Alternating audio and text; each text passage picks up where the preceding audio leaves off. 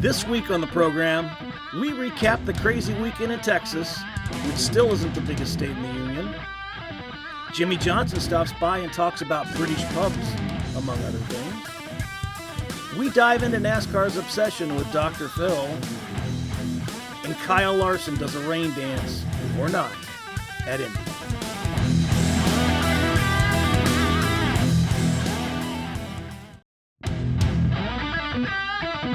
Welcome to Speed Talk Live, which really isn't live, but a poorly produced podcast, where we talk about NASCAR and all things racing. And occasionally, we have a special guest or two, when we can get them to show up. Sit down, strap in, hold on tight.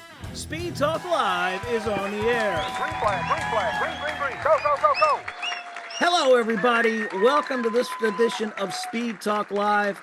I'm Greg Engel. The week of April 15th, tax day, the tax man has cometh, and we're coming out of Texas. I am here with my favorite law student, Owen Johnson. Hello, my friend. How are you? Hey, Greg, you're doing great. How about you? Good. I know this is the last day. You're in the States. You're heading back over to London, and you're going to be heading back over there. And you've got exams coming up, and so I know you're spending the last few hours with family and friends before you go over. How's your short time been here back in America? It's been great. I've been enjoying watching some NASCAR. I got to go up to Martinsville, as we talked about last week. And I've been getting some studying in for the exam, so it's been a good mix of both. There you go. So now you're all studied up, and you're all NASCAR'd up for now. And we came out of Texas, which, to be honest, I'm going to be completely honest, boys and girls, I wasn't expecting a lot to happen at Texas. Boy, was I wrong, because sound the siren, Chase Elliott finally ends his winless streak. And the siren sounded in Dawsonville, Georgia, like it has for when his dad won. And now with his win, first race in 42 races, stretching back 18 months. And there was a long winless stretch. Of course, he was out with a broken leg from snowboarding. And then of course he had the one race suspension. He went through a lot of difficult time last year, but you know what? All of that's forgotten. All of that's forgiven. But one thing that really stood out to me about what he said in his post race was, he's been open about this journey with his car. And we were wondering, did he let the self-doubt creep in? Did he wonder if it was him, if it was the car? And how did he not let that get into him and bother him and get him to where he actually now has a win? Yeah, it's obviously very tough, and I think as the longer it goes and the more ways you find to either not run good or lose races, it can make it tougher. But to me, honestly, this journey and everything about today is really a credit to the guys that sit in our meetings on Monday mornings in the 9 room, and that starts with Alan and. As I mentioned a second ago, it's really easy when things go bad to jump ship and go do something different, or for those guys to go elsewhere. It just is, and it happens a lot. But it's been a extremely important thing to me, and fortunately to our entire group, to try to climb this mountain again together and try to get back to where we need to be as a group. We're not all together, but a lot of us are still there that have been on our team for most of my 9 years, and that's pretty special. So I look at it as a credit to them, because I think they've made me better and they've pushed me to be better, helped me identify some of my faults and some of my bad habits, and been patient with me as I've addressed them, or at least started to. And again, as I referenced a second ago, I think I have still work to do, no doubt. We had a lot of stuff go our way today, but we've been back in the mix more often, and that is certainly progress, and I think that is worth being proud of. So I don't know if you knew this, Owen, But the Dawsonville Pool Room, famous place there in Dawsonville, Georgia, where the Elliott family still lives. Then, of course, they got that siren. They sounded it when his dad won, and now with Chase winning, they haven't had a chance to blow that siren since 2022, since October 2022, the last time Chase won. And I don't know if you knew this, but they actually use a car battery to fire that thing. If you've ever seen it, it's kind of old school. They literally pull a car up there. Who's got a car? And they bring the truck over or whatever, and they hook it up. Something that's interesting about that, Clint Boyer, who we interviewed last week on this program, and there's his Forbes articles up this week too. Check out my stuff on Forbes. I wrote a great article about that. Of course, I'm a little biased. All my articles great, but here and there. But one thing Clint Boyer said on a couple weeks ago on the broadcast was that he called it he didn't call it a siren, he called it a horn, which really didn't sit well with them. So they've invited him and Kevin Harvick down to actually see the siren and maybe sound it themselves. And I hear tell, this is just a little bird telling me that Fox is already putting something together and that's going to happen. And we're going to see that on TV real soon. So in my mind, it was a great race. It was kind of good versus evil because Denny Hamlin was battling him for the win there towards the end. And then the second to last restart, Hamlin got loose coming into turn 3 and 4, spun out, didn't have it, that took away his chance for winning. And famously, of course, Hamlin knocked Elliott out of the way at Martinsville in 2017. We all remember that. So I thought it was kind of good to see the good versus evil, although I thought it was kind of a fitting touch that Chase Elliott wore that black cowboy hat in his post race, which was kind of funny. So, I think the one reason the race was good is because Kyle Larson didn't stink up the show. And that's because he led 77 laps from the pole, won stage 1, looked like he was going to be the dominant car. He was going to be the one to beat. Inexplicably lost a wheel 8 laps after he had changed it under a caution. He changed it, came back out. Everything was fine. He did report that he was feeling something weird in the car.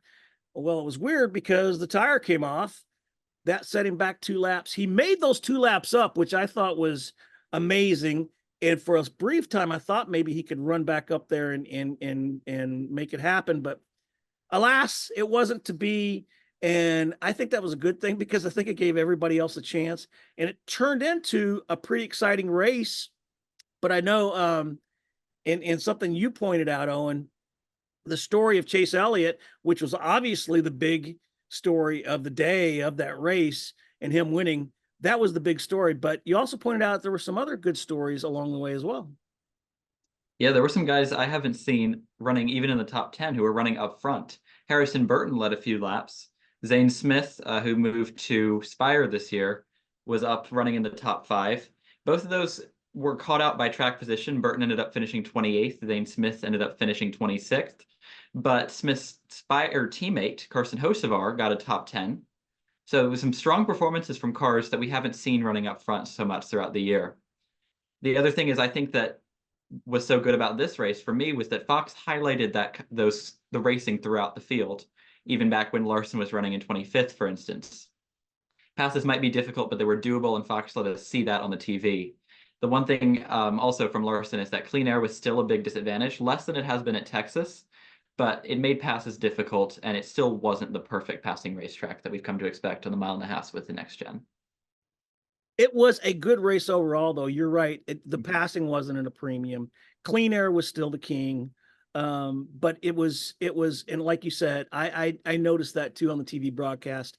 They weren't necessarily focusing on the front, which you can't really blame them. I mean, if somebody's dominating, you've got to find other stories, and they did an admirable job.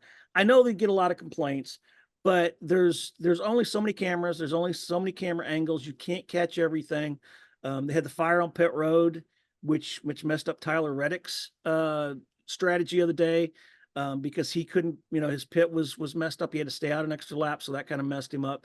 But we had some green flag runs. We had a lot of cautions, a record number of cautions, 16 cautions, including the final one, which was broke the record for 1.5-mile tracks with 400-mile races. So all in all, Texas was a good race. And you know what? If that was the only race this weekend, it would have been a great weekend. But we had some other great races too. Kyle Busch on Friday night tied Todd Bodine with 6 truck wins there at Texas. Now, normally when you got Kyle Busch leading a race and dominating like he did, it stinks up the show, right? You can go, order a pizza and walk away, because Kyle Busch, when he normally gets out there, he takes over and forget about it. You don't look back. Not so on Friday night. He actually had to race Corey Heim hard, and it was only 1/112th of a second, 112th of a second win. So it wasn't an easy task at all for that, but he did end up winning, and that made that a good race. But you know what? And it shows how impressive Corey Heim has been this year. Exactly. Corey Heim has been impressive this year. And Kyle Busch can only do 5 events. So we'll see a chance for Corey Heim to shine. But I know you covered the Xfinity race on Saturday, and man, what an Xfinity race that thing was, because there at the end, we've got everything going on at the end, and it was one of the closest finishes in Xfinity racing history. It was tied for the second closest finish in the series history at 0.002 seconds between Sam Mayer and Ryan Sieg, who was going for his first win in the series ever. Bit of a heartbreaker for Sieg, lost out by that tiny interval, but a great finish, great battling on the last lap, came down to the last lap, obviously came down to the last corner. Yeah, and it was an incredible finish, and you're right. 2 1,000ths of a second was just amazing. And I knew you would know, because you wrote the race story, that it was the second closest finish in Xfinity history. And it's one of those finishes where it grabs your attention, right? And you think that was the highlight of the weekend. And in close concert with what Kyle did on Friday and that close win. And then of course we had NASCAR's most popular driver winning on Sunday. So all in all, Texas, you fooled me. You're still not as big as Alaska, but you fooled me. I really didn't think. I thought we were going to end up with another 1.5 mile kind of snooze fest. But you know what? I think it just goes to show the measure of what these next gen cars can do on a 1.5 mile track. And you can make that argument for the Cup Series. But look, you still had good racing with the Xfinity Series and the Truck Series. So all in all, this weekend, I think Texas delivered and had a great weekend. I'm sure you agree. I think since the repave, which has been controversial, they changed the entire layout of the track. Some reporters at the track were saying the track has gotten increasingly worn. And I think that we're seeing that kind of racing. It looks like there's some wear in the track. There's more lines, and it's a little bit better racing than it has been. Yeah, and I think that made the difference. I really do, because and that repave was in 2017, so it's had a couple of years to age and laid some rubber down. And all in all, a good weekend. And I'll tell you, I was, Texas ran the spring race from 04 to 19, I believe, and now they're back to the single spring race. And I know officials there are happy for that, because they don't, even though they're not in the playoffs anymore, they don't have to compete with the NFL. And I'll tell you, it looked from what I could see that the crowd was pretty healthy, which is just as important as when you start looking at TV numbers and things. And that got my attention too, the fact that it had a really healthy crowd, great weather, and great racing. So, we got to wait another year until we get back to Texas, and we won't see them in the playoffs this year. I don't think that's a bad thing. I think it's good for everybody involved. And if they have the crowds like they did this weekend, more power to them. Sell all those tickets and get every butt in every seat, and we'll be fine. So we're on to the next 1.5 miles, which is Charlotte. Going to be the 600, NASCAR's longest race. I'll be there for that. So I'm looking forward to the next 1.5 miles now. And I can't say that every year. The 1.5 miles seem to pile on one another, and weren't necessarily the most exciting races in the world. So it's good to see it, and we'll look forward to the next 1.5 miles. Something that came out this week, speaking of the Xfinity Series, is the CW is starting their broadcasts early. They're going to start in August now, right after we come out of the Olympic break, a 2-week break. And I thought that was, I don't understand the reasoning behind that, because usually when you sign these TV contracts, it's set in stone. I'm sure there's a reason somewhere. Of course, we got the PR reason. We're excited and get started, blah, blah, blah. But it'll be interesting if it ever comes out to understand and find out behind the scenes why the hell the CW started early. I don't get that. And another note, look for Rick Allen to move from the NBC booth for the Cup Series, replaced by Lee Diffie, which I think Lee Diffie's a great guy, great announcer. So is Rick Allen. But Rick Allen will move to the CW to cover the Xfinity Series. And I'm sure that was the intention all along, and they probably weren't going to announce that till the end of this year. But now with the CW coming on early for Xfinity, the rumored move of Rick Allen going over to that booth is going to happen, and we'll see Lee Diffie. Lee Diffie, a very accomplished broadcaster, Australian, great guy, and he calls IndyCar races, and he's called some NASCAR races in the past. So it'll be fun to see, but that'll start in August, and we'll look forward to that. Can you get the CW over in England? I don't know. I guess we'll take it day by day, but I'm definitely excited just with the amount of coverage we have 4 networks as opposed to 2 next year to maybe get some new commentators. I love Lee Diffie. I love his commentary in IndyCar. A couple of times he's done NASCAR I've seen back in years ago. And I've always looked forward to him coming back in the booth. So I'm glad we're going to get to see him on NBC later this year. I know, and I lived in Australia for a short time and loved it over there. I've always said that when I retire, which I'm not going to do, but if I were to ever retire, I'd like to go to the nearest Australian embassy and defect. Just a different vibe over there, and different places. And of course, we had the tragedy this weekend. I would be remiss in not mentioning that the tragedy at Bondi Beach with the idiot who got what he deserved, but the tragedy over there. So my heart's with all the people in Australia who've had to endure that. On to happier things, I got to talk to one of my favorite people this weekend. I talked to Jimmie Johnson on Saturday morning. He was at Texas Motor Speedway making one of his rare starts of the weekend. I'm not going to talk about the race because it wasn't really. He has admitted to himself he's not very good with these new cars and he's got to learn. But he was there. He is in such a happy place. His 2 girls are growing up. His wife is they're living part-time in England. And so there you go. You got a neighbor over there. But I talked to Jimmie about for an article for Forbes, but we also talked about some other things, and it was a great time to be able to talk to him. So here is my interview. What a way to spend a Saturday morning with 7-time NASCAR champion Jimmie Johnson.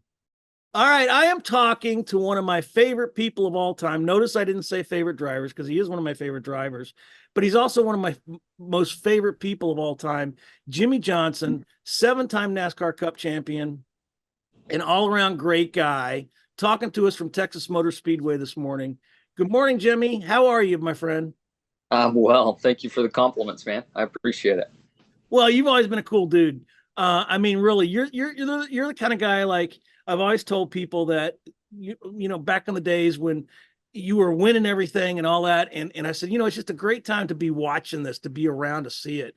And I always told people, because they would say, "Hey, you're the corporate guy," and he's like, I said, if you could ever get to hang out with Jimmie Johnson, he's the type of guy who's your coworker who you go have a beer with after work, and it's just that kind of guy to just hang out with. And you've always been, you've never changed from that. You've always just this most humble guy who has a great life and a great career.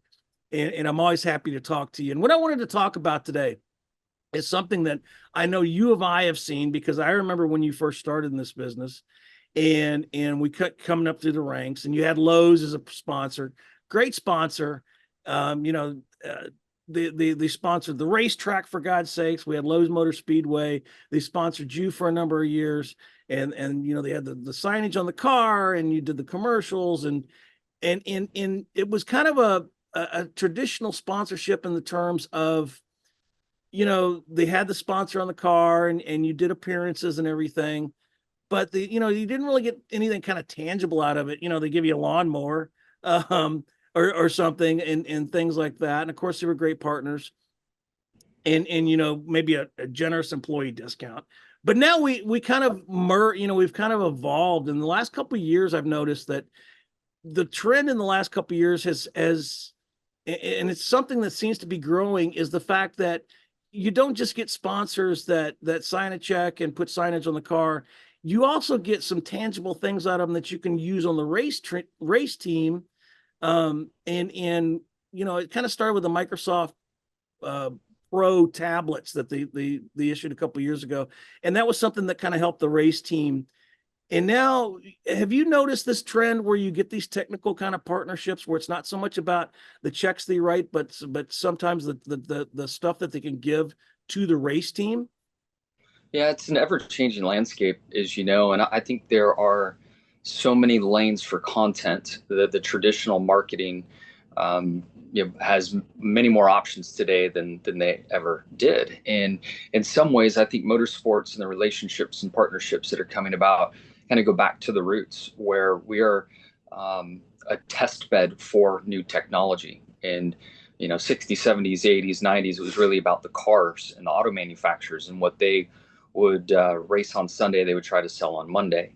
But technology has many facets to it, and as motorsports continues to evolve, the technology that we bring in to create safety and or speed on track continues to evolve. We're racing in a spec car now, so we're not building widgets like we once did, and the technology is now shifted into quality control, shifted into safety, software, a variety of lanes that we just didn't really explore or have access to in the past because of the rules and where we needed to race and where we could find the best return on investment.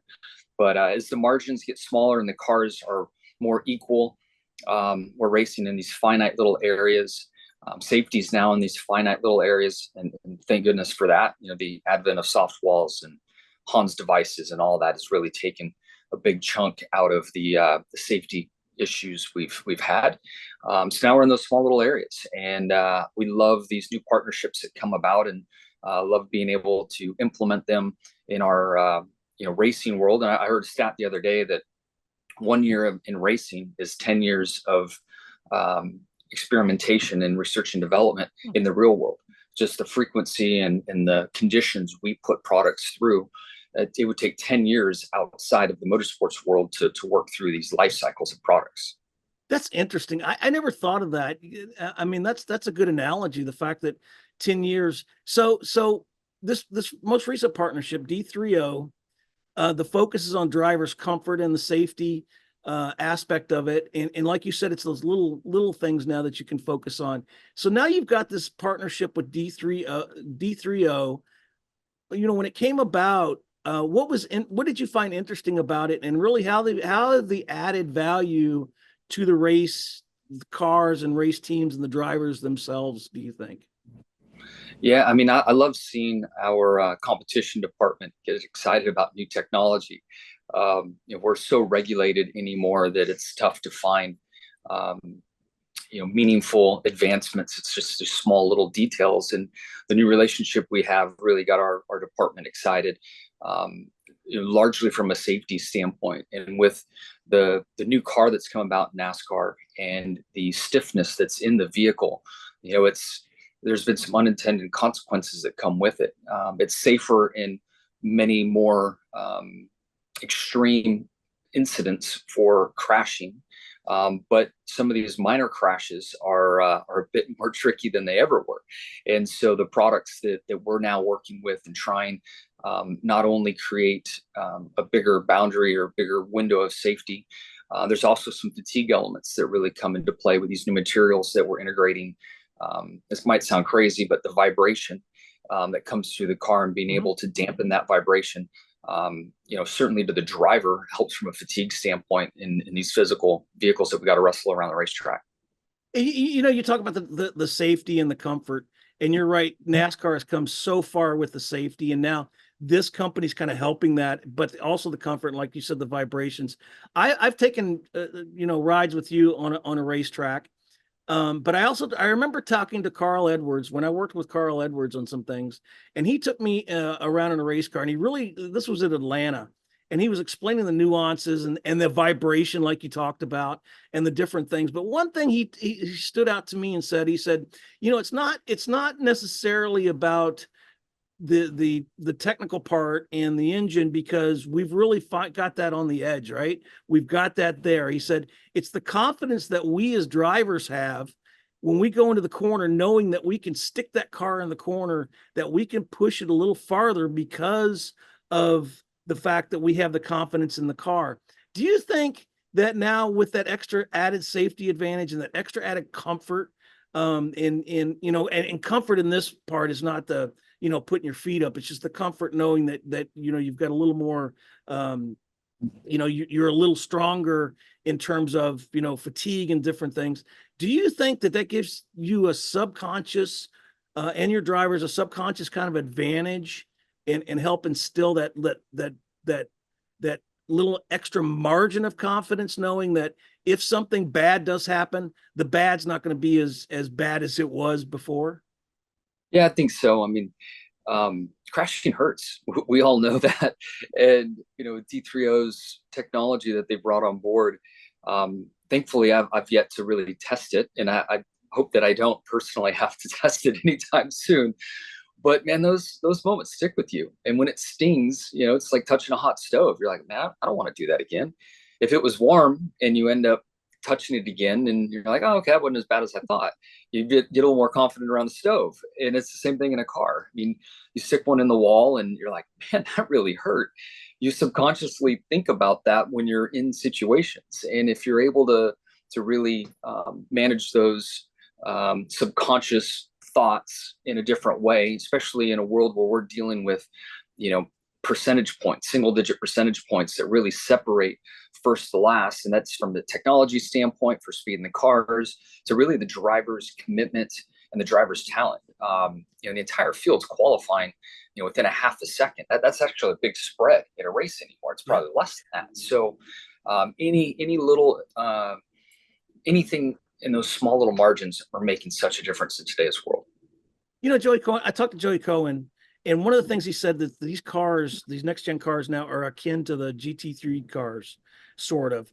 And it's kind of opened up the European kind of commonality to major racing series, and it's exposed you guys to technical partners that you may not have otherwise thought about. And it seems like that played into this D3O thing, because you just weren't building these kind of cars, just a few years ago. I know, and I don't know if you're living there now, but I know you were in London. You lived in London, and that kind of exposed you to the European kind of fan and the European way of doing things in terms of motorsports. Were you exposed to that kind of commonality? And do you agree that you've kind of opened up the technical side and we could see more of this in the future? Yeah, I think so. And there's a big shift in evolution of motorsport right now. It's obviously very expensive, and the manufacturers are reluctant to get into series where you just have to spend to win. They don't mind spending, certainly if they're developing new technology and it's covering their marketing objectives, but it's just getting expensive. And you see this, except for really Formula One, you see this global shift to create commonality to help drive down expense. But as you do that, we're going to race in different areas. And I think it's putting a big, certainly in NASCAR, to speak specifically to that, we all buy the same parts from the same suppliers.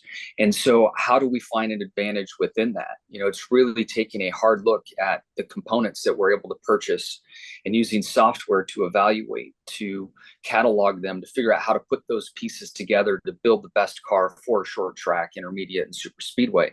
And so it's opening up new areas to race, and it's all tech-based, a lot of software-driven components. And it's just a different form of racing. Back in my heyday, we were a manufacturing facility, and the rule book was much thinner than it is now. And we had these gray areas to work. So it's just, but it's very expensive. So just as time goes on, it continues to evolve. But what's really neat is it's paralleling a path that exists within the OEM world and within cars and technology that we're using as a society on a daily basis. So that connection point to market and to do R&D is still there. And that's what racing's about. It really is that R&D bed for people that are building widgets to software and marketing for all those companies as well. Let's finish up with this. I was a fan of you when you were winning all the championships and winning all the titles. And I'm just as big a fan now that you've kind of transitioned away from full-time racing. You are the closest thing, and this is a term I know you and I are familiar with. You become like this gentleman racer, which I really think is cool. You've raced in the Daytona 500. You've raced in the Indy 500. You've raced at Le Mans. You've got all this cool bucket list kind of races that you've done. What is a bucket list item on gentleman racer Jimmie Johnson's radar? I've kind of checked most of the boxes, and I don't have a new one per se. Maybe Monaco, racing something at Monaco. There's no chance for a Formula One car, but maybe something there to really drive a car in anger around the streets of Monaco would be something I haven't done. But I would love to circle back to Le Mans. I love the 24 hours of Daytona. Obviously, my time here in NASCAR and being a team owner there are marquee events, and then just tracks that I love to race on. And I'm going back to Dover, Delaware this year, and some people within our industry are scratching their head as to why I'd want to go back there. It's really simple. I love the track. It's my favorite track to drive on, so I want to go back. So I'm really having fun, and I feel like, maybe this is a bad analogy, but musicians have the great fortune to play their instrument deep into their life. And a race car is my instrument. I just love to drive, and I might not hit my competitive objectives or be at my peak, but that's not important to me. I love the sport. I love to be a part of it. I want to help my race team grow. I want to help the sport grow, this industry grow, and I want to be involved. That's the most perfect analogy ever, really. I mean, I love that. And I'll ask you this: Owen Johnson, who is our co-host, is an 18-year-old kid. He lives in London. He's from Virginia, but he's going to law school in London. I've given him assignments over the years. His last one was to eat a Martinsville hot dog. He filled that out. Are you going to back to England? Are you going to live in England again? Are you living there part-time, or? Yeah, we're there right now, and I'm traveling back and forth as often as needed for the race team. But enjoying our time in England. It's for a short stay. We're not there long term, but we're enjoying it right now. Okay, I've given him assignment, and this is the reason I mentioned this. Living in London, he's got to get a watch party for NASCAR in a pub. Yeah, in a pub. So, what would be, because I know he's going to do it, but what's your advice for Owen and getting a watch party in a pub in London? Keep the pints flowing, from what I can tell. The pub culture has been a really fun adventure for me. Of course, bars here in the States are what they are, but especially a pub in the countryside. I mean, it is a meeting place for families. You have dogs sitting on the floor, kids running around, the parents in there enjoying a Sunday roast. The patrons, the owner, there's this community and just this experience in pubs that is really, really awesome. Living in London, it's a little different, but there still is that community feel that you have. That's your neighborhood meeting point. So I've truly enjoyed it, and I've had some great meals. They might need a little salt. There's a lack of salt on British food, but other than that, it's a lot of fun. Jimmie, thank you, my friend. As always, and I knew it would be, it's always a pleasure to talk to you. And I don't care what you do as a gentleman racer, whether it's whatever, I always wish you the best of luck and the best of success. And have fun in Texas this weekend, too. I appreciate it. Thank you. Good to see you. And that was Jimmie Johnson. Look for the article coming up in the coming weeks when I get around to it about the new technologies and innovations they're using over there. I just think it's kind of interesting that instead of just writing checks nowadays, a lot of sponsors are having tech alliances, and that's what this company is doing. And I thought it was very, very interesting. But it's always interesting to talk to Jimmie Johnson. He is that type of guy that if you had as a coworker, he would be the guy that you would want to go hang out and drink beers with on a Friday night and eat chicken wings. He's just that nice of a guy. And anytime I get to talk to him, obviously we recorded the interview, but we talked for a lot longer than that, which I was grateful for. just catching up on kids and everything and how that's going. So look for that in a couple weeks. But as I mentioned, Owen, he didn't really set the world on fire at Texas Motor Speedway. But he was talking about the differences in the next gen car and the fact that he's got to get used to it.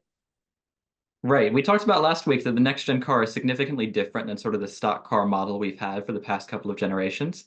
And he said in comments at Texas Motor Speedway that I've watched that he likes to drive his car, he described it, off the right rear, whereas this car has to be driven off the right front, which implies that the older cars are looser, loose as fast, whereas this car is more prone to understeer. And I think you can kind of see that in some of the characteristics of the car. Hamlin's spin, for instance, when air pushed over the front, that sent him spinning in front of behind Chase Elliott.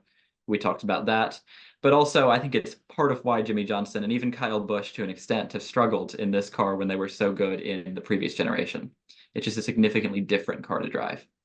I wonder if they're ever going to catch up. I mean, I can understand, Kyle and them who race this car every week, but Jimmie doesn't race it every week. So, and I guess you're right. You can only do so much in a simulator. You really can't. You're really not going to get the weight and the feel the same as on track. So, I hope he does well. But you know what? I think at the end of the day, Jimmie's just happy racing, regardless of what it is. I mean, how many race car drivers can say they've raced in the Indy 500, they've raced in the Daytona 500, and like I mentioned to him to Le Mans. And he talked about, he'll never go into F1, but if he could do something around Monaco, would be on his bucket list. So, he's what I call, and like I mentioned to him, he's what I call an old-fashioned gentleman racer who can pretty much pick and choose and have a great life. And like you said, he'll be in England. So, now you've got the Jimmie Johnson advice, the like the uncle. You're like, Uncle Jimmy's told you now, keep the pints flowing, man. So when you get back over there, you still got to work on that assignment. All right. All right. So there you go. All right. Just rant and rave like you do to the TV during sport. Okay. Not too many rants this week, not after Texas, because what can you rant about? Because Texas was a great race. There were still some people complaining, but you're going to complain no matter what. These are the people that, if you win the lottery, they would complain about having to pay taxes. So I mean, it was a great race. But my one big rant when it comes to Texas is, what in the hell is Texas Motor Speedway and NASCAR's obsession with Dr. Phil? I do not get this. Texas Motor Speedway is the only place I've ever seen Dr. Phil show up. He's not really a doctor, by the way. Google that. And don't get me wrong. He does some good stuff and he's got a great show. I'm sure. I don't watch it. But he's just this kind of, I don't know, really weird character. And the only time I've ever met him, and I hesitate to say it, was probably back in 2006, in 2007 at Texas Motor Speedway, of course. Him and his wife showed up in fire suits. And this to me was bizarre. And I remember specifically that every one of us in the media that day kind of felt uncomfortable seeing him and his wife in these matching fire suits. I mean, that was just the dumbest thing ever. Now, fortunately, he did not have a fire suit this weekend at Texas. But I almost wonder if the former president at Texas, Eddie Gossage, who's a great guys, helped Texas Motor Speedway and helped NASCAR, is now retired. I almost wonder if Dr. Phil's got some dirt on him. And that's why Dr. Phil does so much at Texas Motor Speedway. I don't know, whatever, as long as it doesn't affect the racing, which it doesn't. And thank God he did not wear a fire suit this weekend. So let me ask you, Owen, got any rants for this week? I mean, I think the extent of the rants is I think the extent of the rants is, how can you complain about the mile-and-a-half racing? We saw so many people complaining about going to Texas, and I agree Texas has put on some poor races over the past couple of years, I admit, but the mile-and-a-half product in this car, there's problems with the short track, there's problems with the road courses, I completely agree, but this car is really good to the mile-and-a-halves. It creates more parity through the field. It allows drivers to make moves with less aero than the previous car had. And sure, we could do things. We could add horsepower. We could add tire wear. But for the most part, the mile-and-a-halves this year have been really good. So there you go. For those of you ranting about mile and a halves, y'all just shut the hell up. Because I think I agree with Owen. The racing, the quality of the racing has improved. Those are the meat of our schedule. So hush. All right. Before we move on, I would be remiss in not mentioning the passing of Bob Labonte, who was the father of Terry and Bobby Labonte, two great champions. He passed away at 90 last week, and he did a lot for this sport, and obviously giving us two great champions and great race car drivers. And we're sad at his passing, but I would be lucky to live to the age of 90. Rest in peace, Mr. Labonte. We will miss you. All right, let's talk about moving on to Indy. Kyle Larson's going to do something that hasn't been done since, I think, 2017. Kurt Busch was the last one, who ran the Indy 500 and then ran the Coke 600 in the same day. And I remember that Kurt came down in the helicopter and they landed him on the infield. Well, Kyle Larson's going to do it. And will he be more successful? I don't know. He was at Indy testing this week. He's already done his rookie test. He's already done a test at Phoenix. There was supposed to be a 2-day test, I think 2 or 3-day test at Indy this week. It was rain shortened to just 1 day and actually one morning. He had the second fastest lap of the day. And somebody asked him if that shows if he'll be competitive. Yeah, I mean, it's tough to really say because like I just think I got like a magic draft and laid a lap down, but so I really don't know. I don't know how to answer that, but I think I still have a lot of time to learn, so I'm excited about that. But yeah, I'm not sure. I don't know. Like I saw Twitter was going crazy because Kyle Larson was second in first IndyCar practice with people, but like there's a lot of people that weren't drafting out there or didn't have like the draft that I had. So it's I take the credit, but it's really not a big deal either. So he also said that with the rain, that rain follows NASCAR, so maybe he was the fault. That's why they had rain. But we'll see. I think it's going to be interesting. I love watching the Indy 500. I normally watch it from the media center at Charlotte. So it'll be great to see, and then see the conclusion of Kyle returning there, and we'll see how the double goes for him. I remember Tony Stewart completed it 1 year, and then of course Kurt had a fantastic run at the Indy 500, and then a decent run at the Coke 600. So it'll be interesting to see how much Kyle can pull off. I think he's definitely got the talent. Will he win Indy 500? That would be a tall order, no matter the talent. I just don't think the experience is there, but I think he's going to do well. I think he's going to be competitive. And obviously the Coke 600, I think this guy's a machine. So in terms of being in shape and being ready for it and being able to do it, I don't think that's going to be an issue. But you know what? I look forward to it. I'll be there and look forward to seeing it. What time's the Indy come on in England, or do they even show it in England? They might show that just for how big a race it is. I know I have friends who've heard of the Indy 500, but not the Daytona 500. So I think it's a bigger race. Well, if we can get the watch party for NASCAR somewhere, you could piggyback that on and do the Indy 500 and have that as well. But I know the Indy 500 will start earlier in the day, so I think if Coke 600 starts at like 6 or 7 at night, that's like 3 in the morning to you. It's 6 hours ahead, right? If I remember right. It's 5 hours ahead. Yes. 5 hours. Okay, 5 hours. So, yeah. So we'll see if you want to stay up all night and do that. We'll see. Okay, this week heading to Talladega. I love this place. The chaos it brings, the racing it brings, the controversy it brings. I think it could definitely cause some madness, Texas style. And some of my favorite races I've ever watched and ever covered have been at Talladega. I remember seeing 2 waitresses fight at the Waffle House in Talladega. So there are a lot of memories at Talladega. Looking forward to that race. Do you have any memories at Talladega, my friend?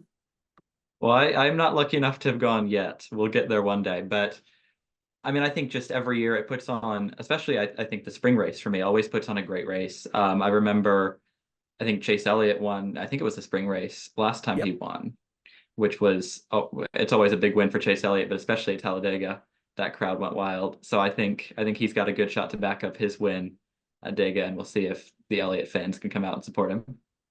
Oh, I mean, he is a demigod there. And back in 2015, Dale Earnhardt Jr. won. I think the state was going to shut down because the year before he had gotten bumped out of the way, and I thought there was going to be a riot.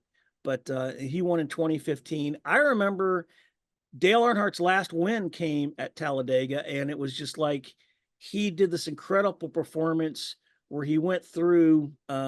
He just kind of went through the field. And I remember it being mesmerized by that. And I believe that was 2000, 99, 2000 when he did that. And it was just an incredible run. It was his last win, which was great. So a lot of great memories of Talladega. Looking forward to that. William Byron's looking forward to it. And he brings up a great point that he's never won there, but he brought up a great point that the Spring Dega race is about looking forward to the playoffs and the race at Talladega in the playoffs. Yeah, I mean, anytime you go to Talladega, it's pretty unpredictable. You don't know what's going to happen, but our drafting has been pretty good, but you never know how much, you don't want your luck to run out in a sense. So you just got to be a good pusher, got to be able to get pushed well, do all the little things right. I think we know in the Cup Series who the good drafters are, and there's a few out there to try to work with and be around, and just try to have a solid weekend. You can't really control the result there, but you can try to get some good stage points and try to be a good drafter and learn, because that race in the playoffs is huge. All right, so next time we talk, Owen will be back in England. We will have had the Talladega race, so we'll see how that happens. And we'll also talk about, I'm supposed to talk to Bubba Wallace this week, so we should have an interview with Bubba Wallace and all kind of things. Owen, safe travels, my friend. I appreciate it. I'm glad you had fun at Martinsville. I'm glad you ate the hot dog. Yes, thank you. I appreciate getting the chance to go there. Got some good coverage in, so follow along cupscene.com for more. And follow Owen on Twitter. I'm always trying to retweet him. So, and just don't bug him during exams. You got exams coming up, right? Yes, our end of the year exams. Okay, so got exams. Don't bug Owen during exams, but after that, you got to go to a pub, watch a NASCAR race, and maybe set up an Indy 500 watch party. Safe travels, my friend. I really, really appreciate it. Appreciate all your hard work. We will talk again next week. Ladies and gentlemen, look for my stuff on cupscene.com, Owen's stuff on cupscene.com, my stuff on Forbes. Other than that, peace out. Don't rant. Enjoy your week. We will talk to you next time.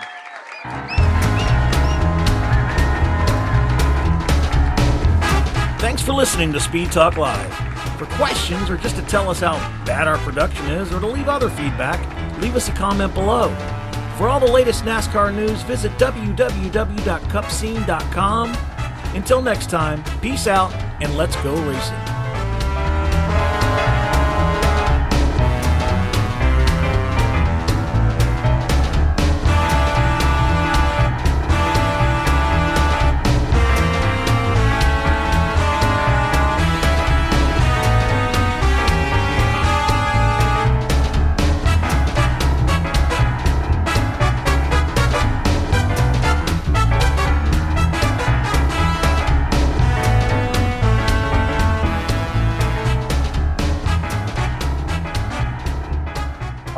There's the checkered flag. Great job, driver.